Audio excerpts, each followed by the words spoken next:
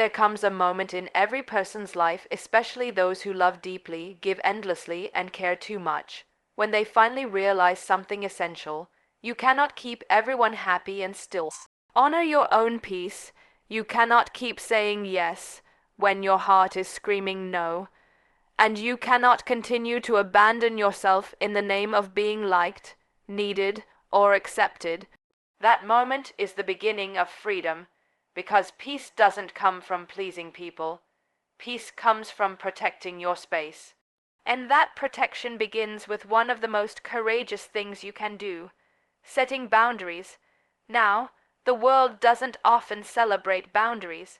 It teaches us that being a good person means being constantly available, endlessly giving, and always saying yes, especially if you're kind, soft-hearted, or someone others lean on. It rewards overgiving, it normalizes burnout, it paints selflessness as a virtue, even when it costs you your mental, emotional, and physical well-being. But here's what the world forgets to tell you. There is nothing selfish about protecting your peace. There is nothing cold about saying, "I need space." There is nothing rude about not answering every call, every message, every demand, every expectation. In fact, the ability to say no more, to toxic patterns, to draining people, to emotional chaos, is one of the clearest signs of growth.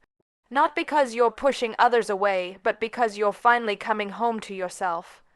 Boundaries are not rejection. They are redirection. They redirect your energy back to what matters, to your well-being, to your sanity, to your healing, to your joy. Yet even when we know this truth, setting boundaries can feel hard. Why? Because guilt often shows up first. That sting in your chest when you say no to a friend, the anxiety when you don't reply instantly, the pressure when someone says you've changed or you're not there for me anymore, and you start questioning yourself, am I being selfish? Am I a bad person? No, you are simply choosing to honor yourself for maybe the first time in your life. And the discomfort you're feeling, it's not wrong. It's resistance from old patterns that kept you small, tired, and resentful. Because for so long you were taught that love means self-sacrifice, that kindness means availability, that care means carrying everyone's weight even when yours was breaking. But real love is rooted in truth. Real kindness is sustainable, not self-destructive, and real care includes you too. Peace does not live in burnout. It lives in balance. It lives in being able to show up fully because you take time to rest, recharge, and realign. It lives in relationships where you can speak your truth without fear. It lives in spaces where no is respected just as much as yes. Think about that. How many times have you said yes out of obligation? How many times have you stayed quiet to avoid conflict? How many times have you overextended yourself emotionally, financially, mentally, because you were afraid to let someone down? And where did that leave you? Exhausted, invisible, resentful, disconnected from yourself. Boundaries change that. They bring you back to your needs, back to your center, back to your truth, and yes, it's uncomfortable at first. Especially when you're used to overgiving, over-explaining, and over-accommodating. But discomfort is not danger. It's a signal of growth. It's the moment you stop betraying yourself for temporary approval, because when you set a boundary, you're saying, I trust myself, I honor my energy, I matter too. And that declaration doesn't just shift your life. It shifts every room you walk into. It teaches others how to treat you. It filters out what no longer serves your spirit. It attracts people who respect your clarity rather than exploit your compassion. And yes, some people will be upset. Not because you did anything wrong, but because your boundaries disrupted their comfort zone. They were used to access without accountability. They were used to taking without asking. And now that you're choosing peace, they might call it distance, coldness, or change. Let them. Their discomfort is not your responsibility. Your responsibility is your inner world, and peace is your priority, not guilt. You don't owe your peace to anyone who can't respect your boundaries. You don't owe your healing to people who benefit from your exhaustion. You don't owe unlimited access to those who only show up when it benefits them. And no, saying no does not make you less loving. It makes your love more honest, more intentional, and more real. Boundaries are the foundation of every healthy relationship, romantic, platonic, professional, and most importantly, the relationship you have with yourself. And that's where it all starts with you. When you start checking in with yourself, what do I need right now? What drains me? What energizes me? Where am I overextending? Where am I saying yes, out of guilt, not alignment? The more you ask, the clearer you get, and the clearer you get, the stronger you become. Because peace isn't just about what you add to your life. It's about what you remove. Who and what you say goodbye to. What behaviors you stop tolerating. What cycles you refuse to repeat. And this is what no one teaches enough. You are allowed to choose peace over pressure, silence over chaos, stillness over busyness, truth over tolerance. You are allowed to choose you, and when you do, you're not pushing others away. You're inviting the right ones in, people who understand that boundaries are not barriers. They are blueprints. They show others how to love you, how to honor you, and how to stand beside you without draining you. So don't feel guilty. Feel empowered, because every time you choose a boundary, you choose peace. Every time you speak your needs, you choose truth. Every time you say no to what's misaligned, you say yes to the life you were meant for. And that is not selfish. That is sacred. You were not born to live in emotional debt. You were not created to be everyone's emergency contact, therapist, or savior. You were made to breathe, to rest, to live, to rise whole and well. So to the ones who feel guilty, pause. Place your hand on your heart and remind yourself boundaries are love in action, peace in progress, healing in motion, and you are allowed to have them. No apology needed, no explanation required, just truth. Just peace, just you finally choosing yourself. We often hear the word boundaries and instantly imagine distance, disconnection, conflict, or shutting people out. But that image is wrong. It's a distortion taught by a world that benefits when you overextend, overexplain, and overgive. Boundaries are not walls that push people away. They are not acts of cruelty, punishment, or coldness. They are not selfish ultimatums. They are acts of clarity, quiet, grounded declarations that say, "This is where I end and you begin. This is what I need in order to stay whole. This is how I can love you without losing myself." Boundaries are bridges. They are what allow connection to be safe, giving to be sustainable, and love to be honest. They don't isolate you. They protect you, your time, your mental health, your emotional reserves, your energy, and your self-respect. Because when you live without boundaries, you slowly start to erode. You give and give until there's nothing left for yourself. You tolerate discomfort for the sake of keeping the peace, even when the silence is screaming inside you. You say yes, while your heart pleads for a no, and you call it kindness when it's really self-abandonment. But when you set boundaries, real, healthy, loving boundaries, you create structure for your peace. You give yourself permission to rest, to breathe, to choose where your energy flows.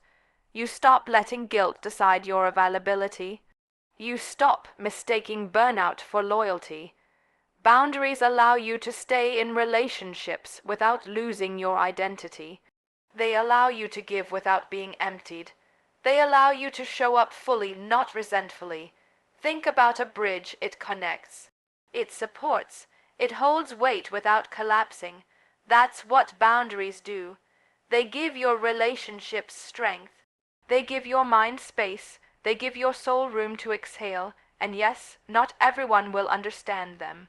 Some will say you've changed. Some will call you distant. But let them misunderstand. Let them learn. Because the people meant to walk beside you won't be offended by your boundaries. They'll respect them. They'll thank you for your honesty, your wholeness, your courage to protect what matters. And what matters is this: your peace is not a luxury, it's a necessity. Your energy is not infinite, it's sacred. Your self-race, Self-respect is not optional. It's the foundation of everything. So no, boundaries don't push people away. They push toxicity away. They push manipulation away. They push expectations that drown you away. What they invite in is something far more powerful: clarity, integrity, honesty, freedom, real relationships that don't require you to lose yourself to keep them. So build your bridge. Build it strong, steady, and unapologetically. Let it carry your peace forward. Let it hold your truth gently, and let it remind you every single time that protecting your heart is not rejection, it's respect. We live in a world that often glorifies saying yes. Yes to extra work, yes to staying longer, yes to doing things you don't want to do, just to avoid disappointing someone. Yes, even when your body is exhausted. Yes, even when your heart is heavy. Yes, even when the voice inside you is quietly whispering, please don't. Because somewhere along the way you were taught that no is a rejection. That no means you're being difficult. That no makes you cold. That saying no makes you selfish, rude, or ungrateful. But let's tell the truth right now. Saying no does not make you rude, selfish, or cold. It makes you honest, aware, and strong. Saying no means you've taken the time to check in with yourself. It means you're aware of your limits, emotionally, mentally, physically. It means you understand that your time, your energy, and your attention are not unlimited resources to be handed out to anyone who asks. Saying no is not shutting the door, it's opening one to alignment, to rest, to your values, to your peace. It's saying, I matter too, my needs deserve a voice, I refuse to betray myself just to avoid disappointing someone else. And yes, it's uncomfortable. Especially when you're used to people pleasing. Especially when you've spent your whole life believing that your worth is tied to your usefulness. But here's what you learn when you start saying no. You don't owe anyone constant access to your life. You don't owe anyone your exhaustion. You don't have to explain or justify your limits to people who benefit from you having none. Your no might disappoint people who are used to you being always available. It might confuse people who expected you to say yes without hesitation. But that discomfort, it's not your burden to carry. It's a signal that you're starting to choose truth over approval, self-respect over acceptance, and long-term peace over short-term relief. Because what's the cost of every forced yes? Burnout, resentment, loss of self, bitterness hidden behind a smile. And what's the reward of a well-laced no? Freedom, clarity, space to say a full, unapologetic yes to the things that truly matter. You are allowed to say, no, I'm not available. No, I need time. No, that doesn't feel right for me. And you are allowed to say it without a 5-paragraph explanation, without guilt, without fear of being misunderstood. Because people who genuinely care about you, who respect your peace, will not only accept your no, they will appreciate it. They'll see it as a sign that you value yourself enough to speak your truth, that you trust them enough to be real, and that you're showing up with honesty, not obligation. So no, saying no is not a weakness, it is a boundary. It is a form of self-love. It is a declaration that your life will not be run by pressure, guilt, or expectation, but by choice. Every no rooted in truth becomes a gateway to something better. It becomes a yes to something more aligned, more restful, more fulfilling. You don't have to be everything to everyone. You don't have to apologize for protecting your energy. You don't have to keep proving your worth through endless availability. You are already enough even when you say no. So say it with kindness, with confidence, with peace. Say it for the version of you who used to say yes just to survive. Say it because you finally realize no is not a rejection. It's a form of respect for yourself, for your boundaries, for your truth. Let's talk about the part no one really prepares you for, the moment after you finally set a boundary, when the room goes quiet, someone looks disappointed, or you start guessing your decision. That uncomfortable, tight feeling in your chest. That lump in your throat, that voice in your head whispering, "Did I do something wrong?" That's not your truth. That's guilt, but not guilt born from doing harm. Guilt born from doing something new. And you need to know this. The guilt you feel when setting boundaries is not a sign of wrongdoing. It's a sign that you're breaking cycles of people, pleasing and reclaiming your inner peace. It's the ache of unlearning. It's the discomfort of healing from years of being everything for everyone but yourself. It's what happens when you've been trained to believe that your worth is tied to how available, agreeable, or self-sacrificing you are. You're not doing anything wrong, you're just doing something different. You're finally telling the world, "I love myself enough to stop stretching beyond my limits. I respect myself enough to say what I really feel. I choose peace, not pressure." And for someone who has always said yes, even when your heart whispered no, this moment feels foreign, even scary. That's what guilt is in this context. A false alarm, a reaction from the part of you that's used to putting others first at your own expense. It's the echo of old programming that says, if they're uncomfortable, I must have done something wrong. If I'm not always available, I'll be seen as selfish. If I don't please them, they'll leave. But those beliefs, they were never rooted in your freedom. They were rooted in fear. And now you're doing something radical. You're choosing truth over guilt. You're choosing peace over performance. You're choosing to stop proving your love through exhaustion. That is not weakness. That is not wrong. That is healing. And yes, healing is awkward at first. It will feel like guilt because you're walking away from a version of yourself who only knew how to survive by being small, silent, or endlessly giving. But you are allowed to rewrite your story. You're allowed to disappoint others in order to stay aligned with yourself. You're allowed to say no and not explain. You're allowed to value your needs without labeling it as selfish. You're allowed to rest, recharge, and walk away from what drains you, even if it used to define you. This guilt, it's temporary, it will fade, and in its place something stronger will rise, self-trust. Clarity, peace. You'll begin to recognize the difference between guilt and growth.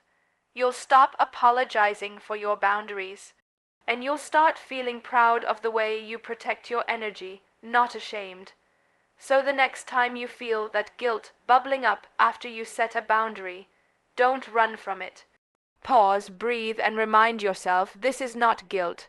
This is transformation. This is the sound of old habits breaking.